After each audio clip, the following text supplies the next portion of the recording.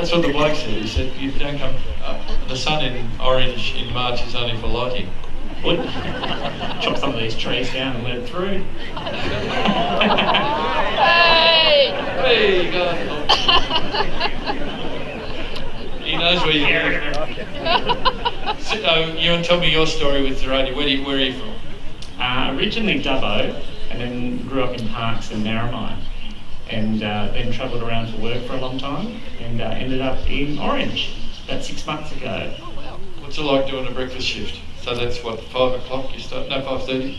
It's 6. It can be rough. You go to bed at a really horrible hour, and then you get up pretty early. I haven't done it in winter here yet, though, which I'm yet to see what that can be. Well, you've already had an experience this morning. Well, listen, you were very early this morning, 5:30 this morning. You were struggling to breathe. It's tough. It can be tough. I was, again, I've been talking about Captain Cook this morning, and I've got that book by Ray Parkin there. It's a lovely, lovely book. I recommend it to you. And if you want to read it, you'll probably have to, unless you buy a copy. Well, I think that copy was about $175 or $200. But it's a lovely book, and Ray Parkin's he was a midshipman on the Perth, a lovely bloke, really, you say, oh, he's a sailor, just a sailor, a bright bloke. And he talks about seamen and landsmen, as we're landsmen mostly because we're on the land.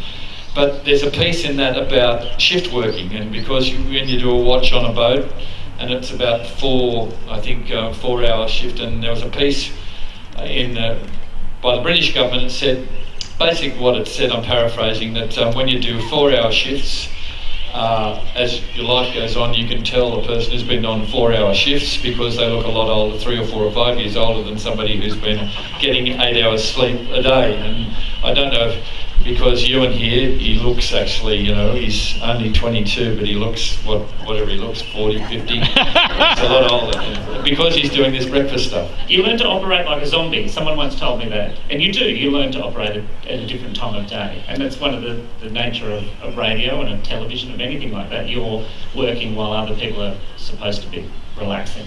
If you kick on, which I think you will because you do a good job, just who knows what you'll be like in another 30 years, mate, when you've been doing breakfast for 30 years. Well, you've done it for 40, so... I only do one day.